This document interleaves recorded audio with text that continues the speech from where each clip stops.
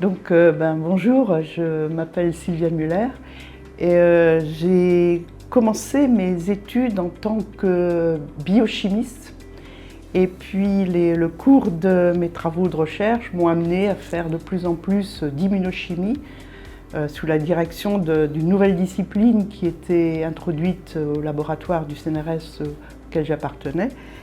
Et de plus en plus vers l'immunologie et les maladies auto-immunes, donc des maladies du système immunitaire, dans lesquelles on recherche évidemment les mécanismes qui sont développés et qui aboutissent à ces maladies et à les traiter avec des moyens thérapeutiques les plus adaptés possibles. Alors au sein de l'IMS, j'assume la responsabilité de directrice de cet institut. Et quand je dis directrice, je suis très bien entourée par une équipe de plus jeunes collègues qui forment vraiment le cœur de ce comité de direction. Donc en même temps, j'ai une équipe donc avec évidemment les chercheurs et des projets de développement thérapeutique avec la production de nouveaux médicaments en vue et notamment un qui est déjà en phase clinique chez des patients qui développent une maladie auto-immune, donc qui est le lupus érythémateux disséminé. Un nom un peu compliqué pour une maladie qui est très complexe, très polymorphe et difficile à comprendre et à gérer. Donc pour l'IMS, on a construit un programme qui est toujours innovant. Alors innovant évidemment côté recherche et développement, innovant également au niveau de sa structuration, de sa philosophie. On essaye toujours d'être un petit peu à côté des structures habituelles qui sont parfois contraignantes, on peut le comprendre, mais voilà, on essaye de trouver des moyens qui fassent que la recherche va un peu plus vite qu'elle ne pourrait l'être dans des schémas classiques pour vraiment accélérer le développement de médicaments.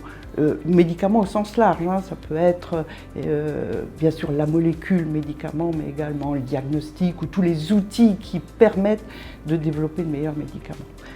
Donc voilà, nos projets, c'est toujours dans l'innovation, que ce soit scientifique, que ce soit de structuration, de management et d'introduire des nouveaux outils. C'est vraiment notre philosophie. Alors l'IMS, c'est vraiment j'ose dire le mot, une grande aventure.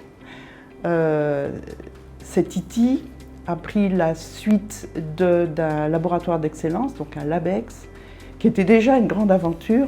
Je dis toujours cette expression, c'est la cerise sur le gâteau, mais quelle cerise! Voilà, ça nous a permis vraiment d'apporter dans nos cadres de recherche habituels, statutaire, d'apporter vraiment un surplus financier, bien sûr, mais aussi, comme je disais tout à l'heure, philosophiquement, de structuration inhabituelle, qui sortent un peu des schémas classiques. Mais c'est vraiment formidable d'avoir réussi à mettre ensemble des chercheurs de différentes disciplines, très différentes, qui n'étaient pas destinés à se rencontrer, qui se sont rencontrés, qui ont construit, innové, créé des sociétés, créé de la valeur scientifique et de la valeur de développement industriel. C'est vraiment, pour moi, ça a été une bulle de liberté, de créativité, d'innovation. Vraiment, c'est inestimable.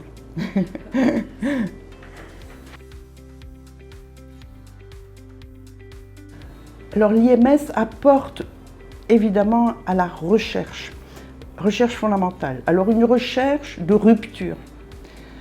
Souvent, les organismes qui nous financent aiment une certaine continuité pour minimiser le risque. Il ne faut pas se leurrer, les fonds que nous avons dans le système je dis toujours classique, c'est-à-dire universitaire ou par les EPST, donc CNRS, INSERM, c'est de l'argent public. Donc on essaye de minimiser le risque que l'on prend et en même temps, en tant que chercheur, il nous faut cette bulle de liberté intellectuelle. Donc pour moi, la recherche qu'on peut réaliser à l'IMS, c'est une recherche de rupture, bien sûr contrôlée par un conseil scientifique, par un conseil exécutif, par nous-mêmes, mais quand même une bulle d'innovation. Nous avons comme objectif à l'IMS d'avoir une finalité médicament, une finalité de transfert de connaissances. Et on dit toujours, il ne peut pas y avoir de valorisation de la recherche sans une bonne recherche fondamentale. Donc, l'IMS, c'est les deux. C'est la recherche scientifique classique et le développement. Et ce développement-là est faisable au niveau de l'IMS. Il n'est pas toujours faisable facilement, disons, dans les structures académiques classiques.